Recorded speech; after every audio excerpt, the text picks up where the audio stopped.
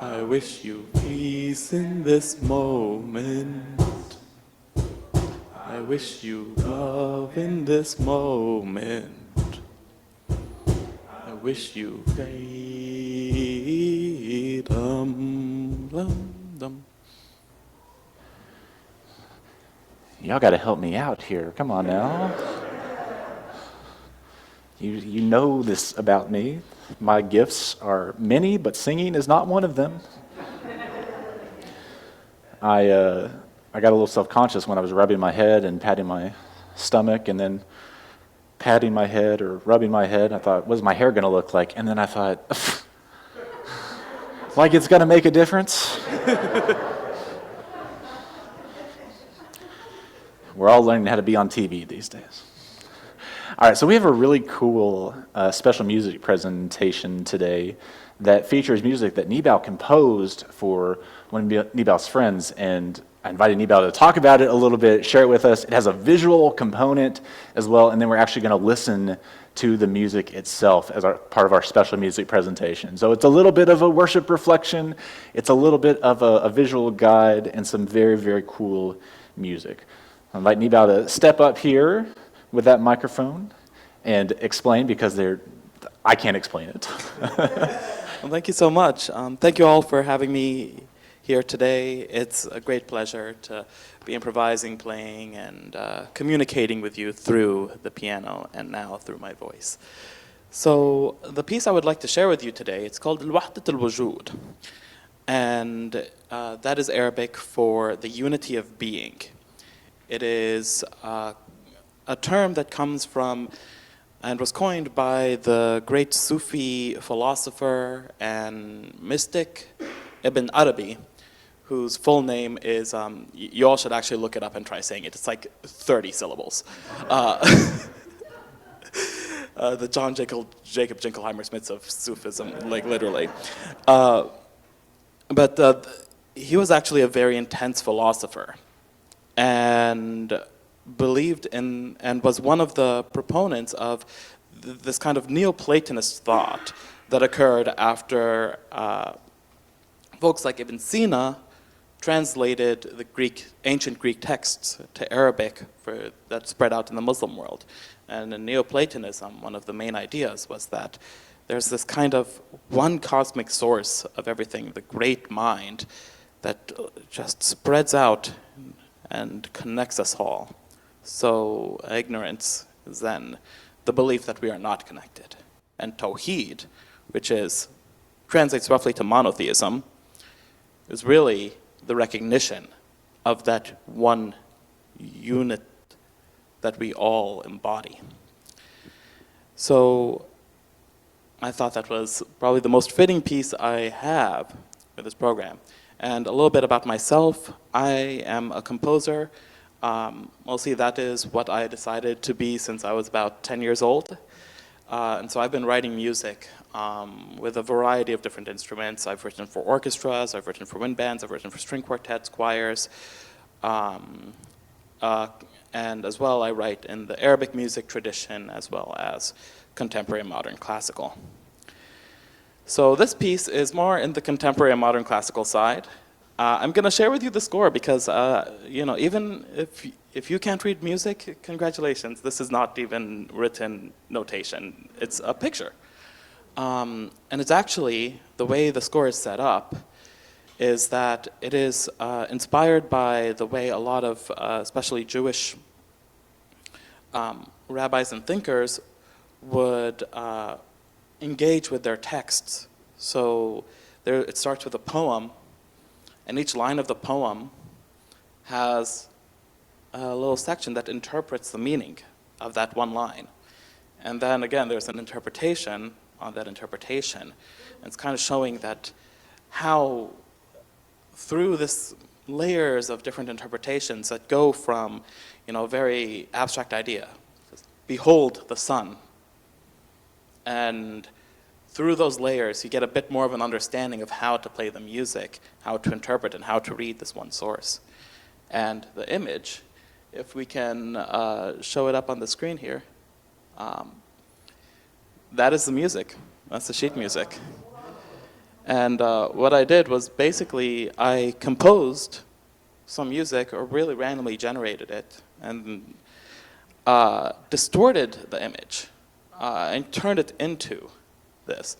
And as you can hear in the process, this piece that I wrote for Leanna Keith, an amazing, amazing flautist, she is someone who has a completely different religious belief than me. But we're both avid practitioners of our religious beliefs.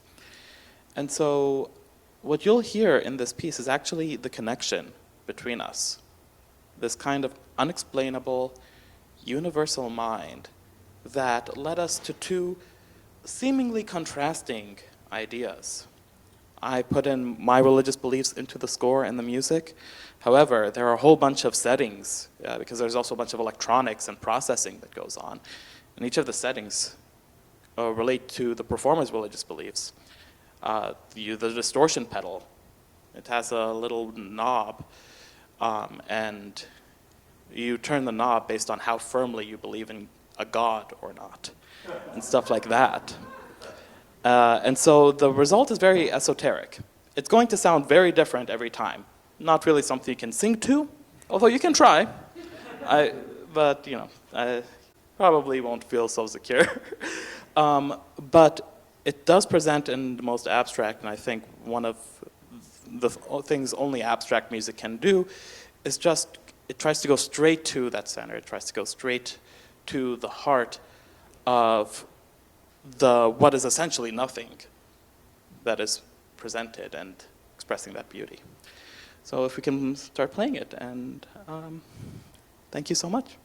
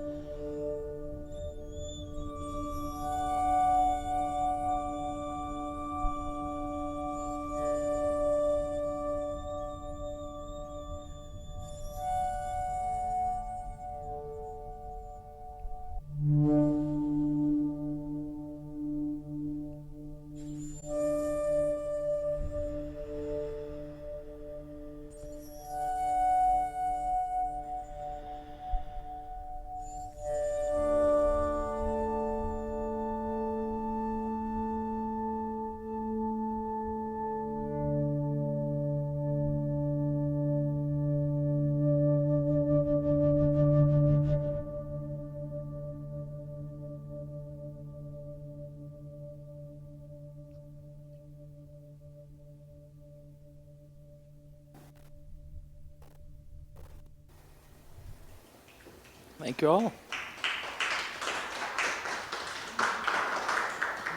Thank you.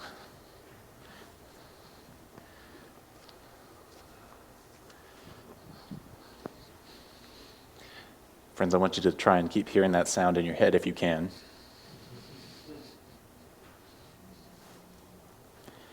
And imagine that you have walked a long ways up a mountain, and you have crossed the threshold of the top of the mountain. You have entered into this space, and you start to hear those echoes and that reverb that is so deep, and then those flute notes that are so high.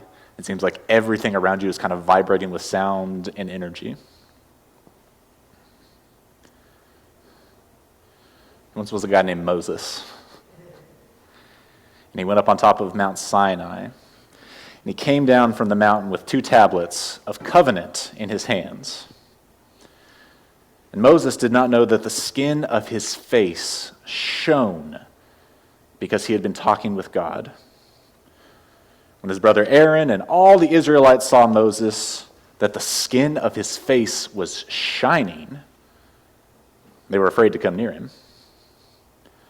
But Moses called to them and to Aaron and all the leaders of the congregation, and they returned to him, and Moses spoke.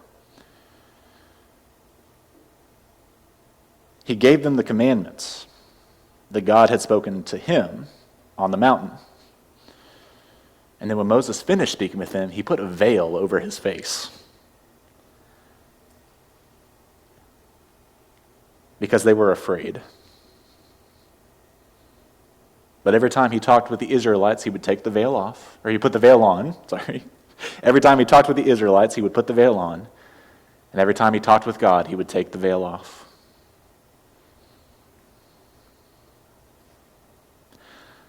This is a story from the Hebrew Torah, from the book that we call Exodus. And when I hear that music, that's the best description I've ever heard for what it must be like to talk with God, and how it must affect you and change you when you come down the mountain. Reading this story and then talking about it, especially in the Jewish tradition, is something that's called Midrash.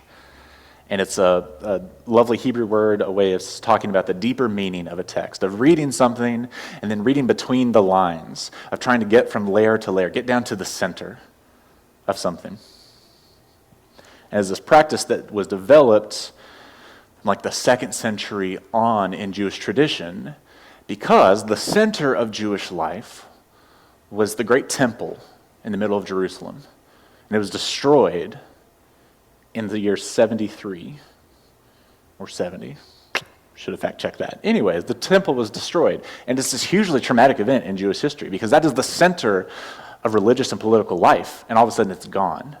And how does a people find its center and remake traditions when you feel like you're listless, like there's no solid ground to be on? So this rabbinic tradition grows up of all these different teachers, these wandering rabbis, teaching students, doing this midrash, talking about their text, and talking about what the truth of their faith practice is. And the interesting thing about all of these rabbis is that they're all working from the same text, right? They're working from the same stuff, like this story about Moses coming down from the mountain. But because they're people, they come up with different interpretations, and they disagree. And I don't mean just like kind of disagree, I mean like really disagree. And that's the authority for the Jewish people. Depending on who your rabbi was, you might get a completely different, or at least a very different interpretation of a story. So what does it mean to disagree about your most sacred texts? What does it mean to disagree about what your center of your faith life is? So that story I read, one of the words that sticks out to me when I hear that is the word shining. That the skin of Moses' face was shining. So we're going to do a little midrash here. You ready? If, for example, you were a human being and you had an encounter with the divine creative power of love in the universe, and you heard that kind of music around, And then you had to come back down to modern day life and do like regular chores. How weird would that be? And it might get to the point where that music that sounds so different from what we're used to actually starts to feel more like normalcy. That it's the doing the chores that starts to feel different. That was what some of the ancient rabbis said about this story of Moses. They said that the fact that Moses' face is shining means that he's had this experience that he cannot turn off. He can't go back. He's been changed forever. And he tries to communicate it to the people, and they're like, whoa, Moses, tone it down. Your face is shining. And the ancient rabbis talked about what that shining was, is because Moses was more like God, Moses had taken on some kind of godlike quality. Was it just that Moses was like now very, very handsome all of a sudden in his old age? This is what people thought. But here's the pickle. There was another interpretation, taught by one rabbi, who read the translation of the Torah that was for many years passed down orally and then was written down. The thing about ancient Hebrew writing is that it does not have vowels. And so you can get a lot of it from context, but if you think about words that don't have vowels, that just have similar sounds, it could be a different word. And this rabbi noted that the Hebrew word that is translated as shining is used in a slightly different form with different vowels, perhaps, in other parts of the Hebrew Bible. And you know what it means? Horns. Horned, like a bull. So it became very popular, especially amongst medieval European Christians, to say, Moses grew horns after coming down the mountain. And if you see one of the most famous statues of Moses is done by a guy named Michelangelo. Ever heard of him? Yeah. Moses is sitting there looking very jacked, very wise, and he has two little horns sticking out of his head. Because they didn't think Moses' face was shining, they thought his face had grown horns. So what does that mean? If this is your central religious figure, and you're a Jew wandering, trying to find your center after the fall of the temple, and what does it mean when people disagree?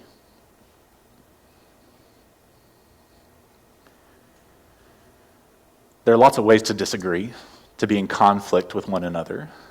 There are lots of ways to be in healthy conflict, to get through the layers, to discuss, perhaps argue, to disagree, to try and find the center, to try and find your truth. One of those ways, from Rabbi Shmuel, said, the word Quran, shining, is related to the idea of grandeur. It's also like the word, which means to give off rays, like from the sun. Anyone who connects Quran, in this verse, to the meaning horns, is a fool, is a dummy. Why would anyone ever think that's what it means? For many words in the Torah have at least two separate categories of meaning. It's not horns, dummy. It's sunlight, like the sun. Why would anyone ever think that? And yet, Michelangelo. So apart from an old Jewish guy calling you a fool, right, there are other ways to be in disagreement. There are other ways to be in conflict. And what I'd like to point out is that oftentimes, especially if you grew up in kind of a Christian-centric world like I did, you hear the stories of rabbis or Pharisees disagreeing, and is presented as some kind of very heated conflict argument, like a battle that has to be won. And oftentimes from the Christian tradition, it is the character of Jesus who is the winner of that argument, because he has the right tradition, the right truth. But that's not what the ancient people thought of it at all. It was a common thing to call someone a dummy. It was a common thing to disagree. That was part of rabbinic culture. And it was all about trying to read between the lines, to get down to the truth, to find what is your anchoring idea of what does it mean to be a person of faith. when the thing that used to be the center of your life is gone. The spirit of conflict, of healthy debate, of acknowledged differences, and of always coming back to keep arguing, to keep debating, is so central to the story here. Because what the ancient rabbis would do is they would compile their commentary, their Midrash, and they would stick them on a big sheet of papyrus or whatever, a big piece of sheepskin, and they would write the Torah in the middle, the Holy Script, and then they would write their commentary on the outsides. But it wasn't just one person's commentary, it was lots of rabbis. One would say, Rabbi Eliezer says this, Rabbi Menachem says this, and they would have different interpretations of the same text on the same page. That it wasn't just one idea of truth. That whatever was at the center was something deeper, something more universal. In our tradition, I think we think of the idea of covenant as the same way, as this grounding principle. We think of love as the same way, as this grounding value. That underneath everything, or at the center of everything, is that love with a capital L. And we can disagree on how it gets lived out, what it means, but always coming back to that center. That's what I want to lift up today. Because when you feel like there is not enough space to stand, when you feel like the world is chaotic, what do we come back to that is the center of our lives? You might call it God. You might call it community. You might just call it love.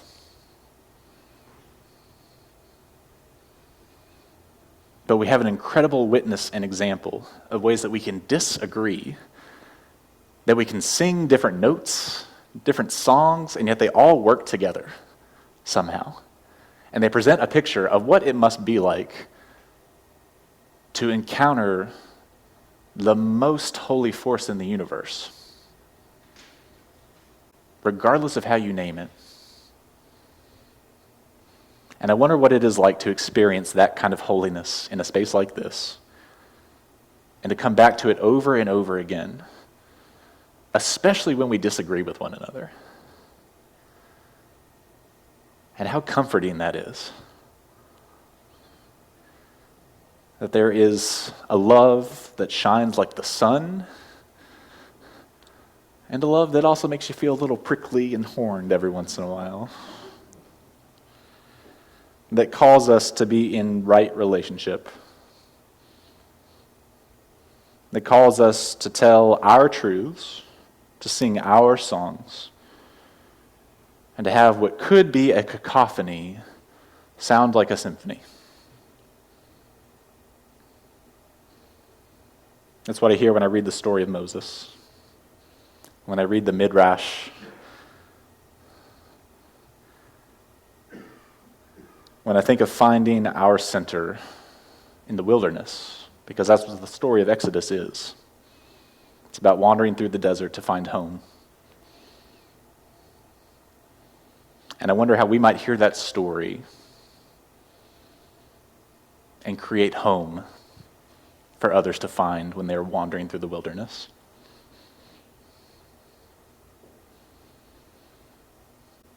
Friends, as we go into this next month, these next few months, we're finishing out our 200th anniversary history celebration here. And I hope that we can look at our histories of our institutions and ourselves and not get caught up in them. I hope we can reinterpret what we have learned like Moses did. I hope that we can find our center and return to right relationship when we disagree.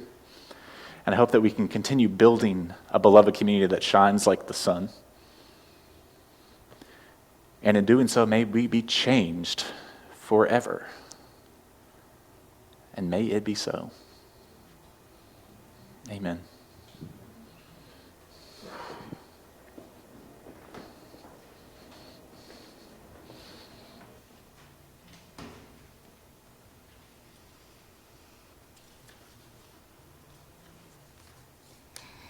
Now is the time when we collect our offering of financial resources for the good of this community. We know there are many ways to give back to this congregation, and we encourage you to find a way that works for you. For giving of financial support, your money or checks put in the plate for today will be used to fund everyday operation of this congregation. Any pocket change or other money that you designate for change, online or by putting them in the white envelopes in the pews, will be sent to this month's selected Change for Change organization, HIAS. More info is on your screen about how to give online, and anyone can use the mobile app Vanco Mobile. Please know that if this is